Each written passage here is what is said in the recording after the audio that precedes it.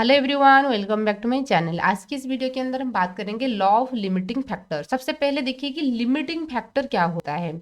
ऐसा फैक्टर या ऐसा सब्सटेंसेस जो कि ऑर्गेनिजम्स की ग्रोथ को रोक रहा है, ग्रोथ रिप्रोडक्शन, यानी कि जितने भी लाइफ प्रोसेस है, यदि वो फैक्टर की वजह से लाइफ प्रोसेस जो है रुक रहा है तो हम उसको क्या कहेंगे, लिमिटिंग फैक्टर कहेंगे।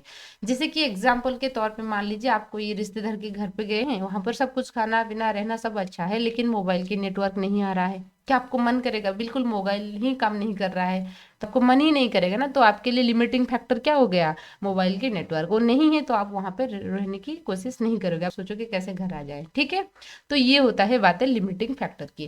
तो इसी तरीके से जितने भी लिविंग ऑर्गेनिजम्स होते हैं वो जिंदा रहने के लिए बहुत सारे फैक्टर, एनवायरमेंटल फैक्टर के ऊपर डिपेंड करेंगे। जैसे टेम्परेचर, सॉल्ट है ना, ह्यूमिडिटी हो गया, मैक्रोन्यूट्रिएंट, माइक्रोन्यूट्रिएंट, ये सारी चीज़ें की जरूरत होता है।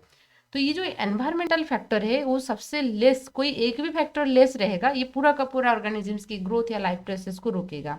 या उनकी फैक्टर जो है बहुत ज़्यादा हो गया फिर भी उनकी नेगेटिव इम्पैक्ट रहेगा। तो इस चीज़ों को जस्ट लेविग एंड सेफर्ड, दो साइंटिस्ट थे, उन्होंने उसको एक्सप्रेस किए थे, how the limiting factor affect the एल्डिंग, है ना, एल्डिंग कैपेसिटी को कैसे रोक रहा है, एंड कोई भी ऑर्गेनिजम्स की ग्रोथ एंड डिस्ट्रीब्यूशन, कौन सी एरिया के अंदर कोई ऑर्गेनिज्म कितना पाया जाएगा उसको भी वो मतलब कि क्या इन्फ्लुएंस कर रहा है। तो ये चीज़ हम बात करेंगे। देखिए, तीन तरीके के लिमिटिंग फैक्टर के बारे में हम स्टडी करेंगे। एक होता है Liebig's law of limiting factor, Blackman's law of limiting factor, दूसरा होता है सेफर्ड्स लॉ ऑफ टॉलरेंस, है ना। सबसे पहले बात करेंगे Liebig's law of limiting factor. लेविस ने, उन्होंने 1840 में उनको प्रपोज किए थे। उनकी एक्सपेरिमेंट उन्होंने कंडक्ट कर रहे थे, the relationship of nutrient and plant growth, है ना। उन्होंने मान लीजिए ये एक गमला हो गया, है ना, फ्लावर पॉट हो गया, गमला हो गया, वहाँ पर फ्लावर की ग्रोथ कर रहे हैं, है ना। तो उन्होंने पहली बार सारे न्यूट्रिएंट्स अच्छे दिए लेकिन मैग्नीशियम नहीं डाले थे, फिर भी प्लांट की ग्रोथ नहीं हुआ। फिर दूसरी बार मैग्नीशियम दे दिया, फिर और दूसरा मान लीजिए मॉलिबेडियम हो गया, उसको नहीं डाल रहे थे, फिर भी उनका ग्रोथ नहीं हुआ। उन्होंने फाइनली ये कंक्लूजन दिए थे कि ग्रोथ जो होता है ये डिपेंड करेगा फूड स्टॉप्स की मिनिमम क्वांटिटी के ऊपर, है ना। सारे न्यूट्रिएंट्स जो है मिनिमम क्वांटिटी में रहना जरूरी है, उनमें से कोई एक भी न्यूट्रिएंट का भी कमी होगा प्लांट की ग्रोथ अच्छे से नहीं हो पाएगा। तो उन्होंने ये कंक्लूजन दिए थे। लेविग्स लॉ क्या बोलता है? This law state that organisms required A minimum quantity of particular nutrient for their growth, है ना। मिनिमम क्वांटिटी की रिकॉर्ड करेंगे, उसको अच्छे से समझिए। मान लीजिए ये एक बकेट है ना, बकेट फर्स्ट है, यहाँ पर आप कंप्लीटली वाटर भर सकते हो, पानी एकदम भर सकते हो, है ना, कंप्लीटली। क्यों? क्योंकि उसके अंदर कोई भी छेद नहीं है। मान लीजिए और एक बकेट हमने लाया है, वहां पर उसकी यहाँ पर बीच पे एक छेद है, होल है ना, यहाँ पर होल है। कभी भी आप इस बकेट में कंप्लीटली पानी नहीं भर सकते हो। क्यों? पानी आप भर लोगे फिर यहाँ वापस वाटर आ जाएगा, है ना, पानी आ जाएगा, तो यहाँ तक पानी भर के रहेगा, कंप्लीट नहीं हो पाएगा। तो इसलिए ये एक लिमिटिंग फैक्टर है, यहाँ पर जो छेद है ये एक लिमिटिंग फैक्टर है। तो आई होप आपको समझ में आएगा कि लिमिटिंग फैक्टर कैसे काम कर रहा है। ठीक है,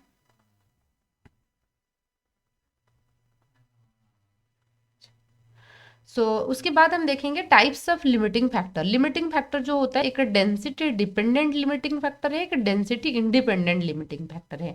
डेंसिटी डिपेंडेंट का मतलब क्या है? मान लीजिए एक इतना बड़ा एरिया है, यहाँ लगभग 50 ऑर्गेनिज्म रह रहे थे तो सही था। मान लीजिए वही एरिया है, मान लीजिए 500 लोग आ गए, तो उसके बीच में कंपटीशन होगा, डेंसिटी बढ़ गया, तो उसके अंदर क्या होगा? एक्सटेंशन हो जाएंगे, कुछ ऑर्गेनिजम्स की डेथ हो जाएगा। ठीक है, तो इसको हम बोलेंगे डेंसिटी डिपेंडेंट लिमिटिंग फैक्टर। कभी कभी क्या होता है, डेंसिटी इंडिपेंडेंट, यानी कि डेंसिटी मैटर नहीं करेगा, ऑर्गेनिजम्स जो होंगे तो कोई दूसरे एनवायरमेंटल फैक्टर की वजह से वो एरिया चला जाएंगे, जिसको हम बोलेंगे डेंसिटी इंडिपेंडेंट फैक्टर। ठीक है, नेक्स्ट हम बात करेंगे लॉ ऑफ लिमिटिंग फैक्टर, जो कि ब्लैक मैन ने प्रपोज किए थे।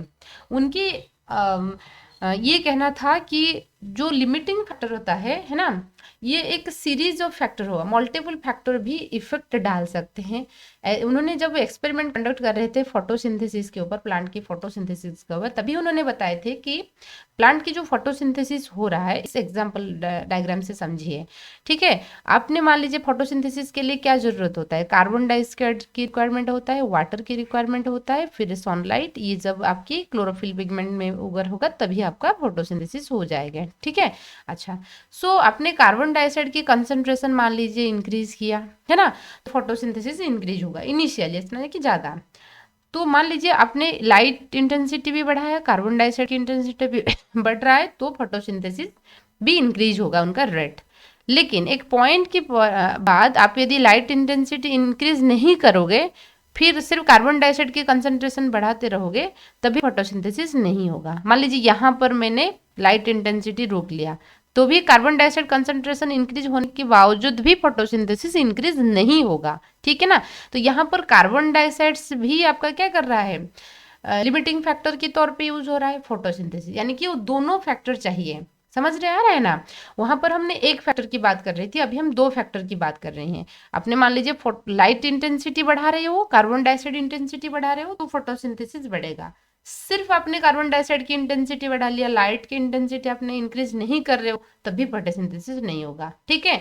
अच्छा, तो यहाँ पर देखिए आपने कार्बन डाइऑक्साइड इंटेंसिटी मान लीजिए इंक्रीज किया, लेकिन लाइट यहाँ तक रखा है, तो फिर भी फोटोसिंथेसिस नहीं होगा। लो लाइट में फोटोसिंथेसिस यहाँ तक रहेगा, मीडियम लाइट आपने दिया यहाँ तक रहेगा, हाईलाइट दिया यहाँ तक रहेगा, ठीक है।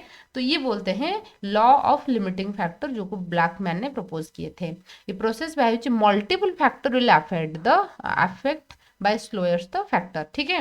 तो मल्टीपल फैक्टर भी ग्रोथ को क्या कर रहे हैं, अफेक्ट कर रहे हैं। उसके बाद हम देखेंगे लॉ ऑफ टॉलरेंस, ठीक है। थर्ड पार्ट आएंगे लॉ ऑफ टॉलरेंस। उनको बताए थे विक्टर ई सेफोल्ड ने बताए थे लॉ ऑफ टॉलरेंस के बारे में। उनकी ये मानना था सिर्फ कोई फैक्टर कमी होने से ग्रोथ नहीं रोक रहा है, कोई फैक्टर सब मतलब कि जरूरत से ज्यादा होगा तब भी ग्रोथ रोक रहा है, ठीक है। अच्छा, so it was proposed by shepherd, survival of an organism depends on complex set of environmental factor. Any factor might be minimum या मैक्सिमम, मिनिमम होने से भी ग्रोथ रोक रहा है, मैक्सिमम होने से भी ग्रोथ रोक रहा है, affect the life process. Only optimum environmental conditions में ये क्या हो सकता है, आपकी अच्छा ग्रोथ हो सकता है, ठीक है ना। अच्छा, जैसे देखिए बहुत ज़्यादा हर कोई ऑर्गेनिज्म, मान लीजिए कि ऑर्गेनिज्म है जो कि 20 से 25 डिग्री सेल्सियस या 30, मान लीजिए 20 से 35 डिग्री से अच्छे से ग्रो कर पाएगा। यदि 5 डिग्री हो जाए तो भी उनके लिए प्रॉब्लम होगा, ग्रोथ नहीं होगा। मान लीजिए 55 हो जाए तो भी प्रॉब्लम होगा, ठीक है। अच्छा, तो उन्होंने क्या बताए थे, देखिए अमाउंट ऑफ सब्सटेंसेस बिलो और एबव सर्टेन लिमिट, है ना। सर्टेन लिमिट से बिलो होने से भी प्रॉब्लम, सर्टेन लिमिट से एबव होने से भी problem, harmful to the organism. जैसे कि उन्होंने बताया कि कार्बन डाइऑक्साइड की लेवल फोटोसिंथेसिस के लिए जरूरत है, थोड़ी सी आप इंक्रीज करोगे फोटोसिंथेसिस इंक्रीज होगा, लेकिन ज्यादा आप कर लोगे तो टॉक्सिक हो जाएगा, ठीक है। Limit of tolerance, limit of tolerance हम किसको कहेंगे, देखिए कितने तक हम सह सकते हो उसको हम बोलते हैं लिमिट ऑफ टॉलरेंस, है ना।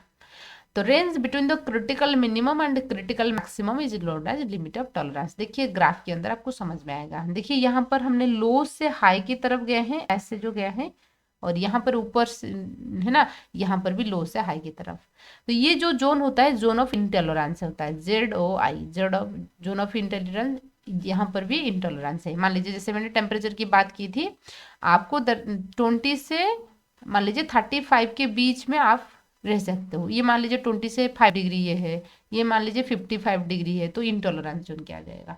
क्रिटिकल मिनिमम मतलब जिंदा रह सकते हैं पर लेकिन बहुत क्रिटिकली, और ऑप्टिमल जोन जो होगा वो सबसे ज्यादा ग्रोथ होगा, यहाँ पर लो ग्रोथ होगा, यहाँ पर तो बिल्कुल ग्रोथ ही नहीं होगा, ठीक है। ये होता है आपका law, Shepherd's law of tolerance. इनकी पर्टिकुलर रेंज के अंदर ग्रोथ हो सकता है।